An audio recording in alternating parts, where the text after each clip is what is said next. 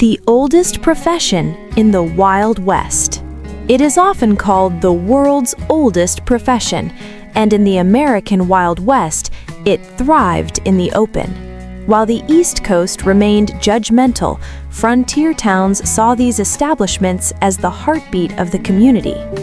In 1875, the law tried to stop it, but they failed.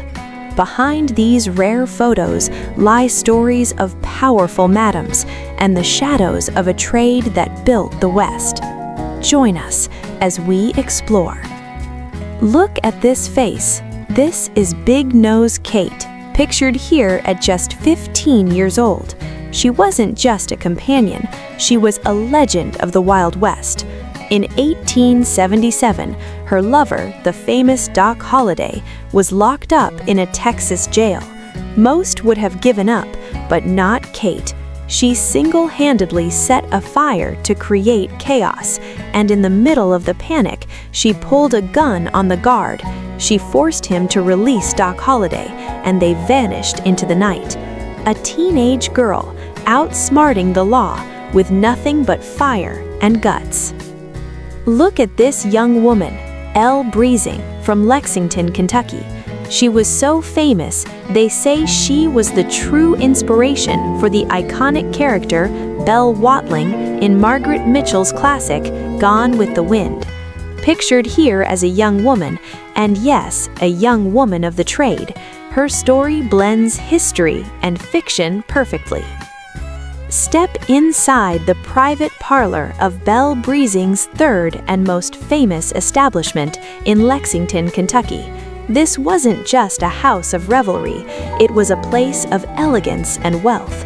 Belle lived right here, surrounded by this luxury, until the very end, when she passed away in 1940. A woman who built an empire from the shadows of the frontier and stayed until her final breath. By 1898, during the Spanish-American War, Belle Brezing became infamous for her strict standards. She only allowed high-ranking military officers to enter her establishment, making her parlor the most exclusive in the land. Her reputation grew so vast that when she passed away, even Time magazine published her obituary. A woman of the shadows who commanded respect from the highest levels of power. This is Martha Jane Burke, but the world knew her as the fearless Calamity Jane. Pictured here in 1895, she was a rebel, a frontier woman who defied every rule of her time. She traded dresses for menswear and became a legendary scout and fighter in the heart of the American West. A woman who lived life on her own terms, proving that courage has no gender. Even the toughest legends have a soft heart. Here is Calamity Jane, captured in a rare moment of reflection, around 1890. She is standing by the grave of the legendary Wild Bill Hickok in Deadwood, Dakota Territory. Their lives were woven together in the violent history of the West, and even years after his death, she returned to honor the man who was once her greatest companion. A final tribute in a land where only the strong survived. Meet Maddie Silks, a woman who turned the gold rush into a personal fortune. While others struggled to find a single nugget, Maddie mastered the trade in the frozen north. In just 3 months in the Lawless Dawson City, Alaska, she earned the equivalent of $1 million. She wasn't more than just a madam. She was a sharp businesswoman who knew exactly how to extract gold from the pockets of those who found it. This is Molly Hall, an Irish immigrant who arrived in New York in 1873, searching for a better life. When no work could be found, she turned west, eventually landing in the rugged mining town of Murray, Idaho. Operating under the name Molly Burden, she became infamous across the frontier, not just for her trade, but for her foul language, a woman who could outswear any miner in the camp. A tough soul shaped by the hardships of the American West. The legend of Calamity Jane was built on stories, but most were impossible to prove. Beyond the heroic tales of the frontier, the harsh reality was far more tragic. She was known to be illiterate, struggling with a deep addiction to alcohol, and often turning to the oldest profession just to survive the night. Behind the rugged clothes and the rifle lay a woman lost in the shadows of her own myths, a soul far more vulnerable than the history books would ever admit. This is Julia Boulette, remembered as the Lady with a Heart of Gold. In 1859, at just 27 years old, she arrived in Virginia City, Nevada, as the only single woman in town. She was instantly adored by the local miners and quickly became the most famous lady of the trade. But she was more than just a beauty.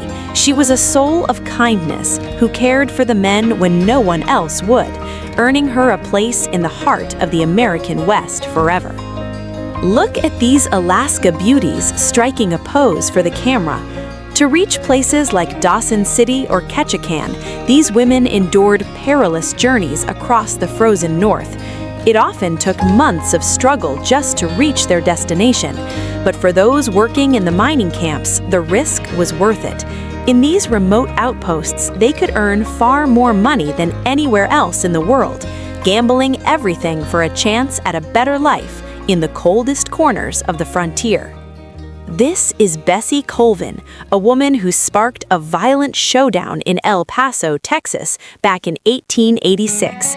When Bessie left Alice Abbott's establishment to work for a rival, Etta Clark, the fury boiled over. Abbott crossed the street and punched Clark right in the face. But Clark didn't back down. She returned with a gun and shot Abbott in the hip. Despite the chaos, the town of El Paso stood by Clark. Maybe it was the sight of a small woman shooting a 90-kilogram giant, but on May 12th, the jury declared it self-defense, a wild story of rivalry and revenge in the heart of the Old West. Welcome to Crapper Jacks in Cripple Creek, Colorado. Here, the law of the land had some strange rules. Ladies of the trade were forced to wear aprons, all to hide their short skirts, because seeing a woman's ankles was considered far too offensive. Pictured here are the girls and their companions enjoying a wild night out. Rumor has it that even the famous Laura Belle McDaniel of Colorado City was right there in the crowd. A world of strict morals hidden behind a veil of aprons and late-night revelry. In the red light districts of the West, French women often stood apart. By their own choice, they lived in private houses, separate from the rest. Known as the elite of the trade, they charged higher prices, but offered something more. They took pride in their superior knowledge, and their homes were famous for being far cleaner than those of their American rivals. A touch of European elegance in the middle of a rugged and dusty frontier. In the red light district of Hull Avenue, Jerome, Arizona, a woman poses in her finest attire. She looks glamorous, but look closer. Many believe she was actually drunk when this photo was taken. Notice how she leans against the wall, and the way the woman behind her seems to be holding her up. A moment of elegance, captured in a state of staggering reality, in the heart of a Wild West mining town. Alice Abbott, the powerful madam of El Paso, Texas, kept a secret window into her world, a personal photo album. Among the faces of her girls, like Bessie Colvin, she wrote a tender caption, "Lovers all." Beside their names, she drew a heart with the letter A, a symbol that appeared again and again throughout the pages. These weren't just employees, they were her favorite girls, and perhaps her most trusted companions, a rare glimpse of affection hidden within the ledger of a Wild West establishment. Welcome to Miles City, Montana in 1881. A visiting judge once described this place as a bustling town of 1,000 souls, but completely devoid of morals and law. Stepping out at night was dangerous, with 42 saloons lining the streets and half a dozen fights breaking out every single evening. These two women, pictured here in their private quarters, were part of the wild women of the Montana frontier.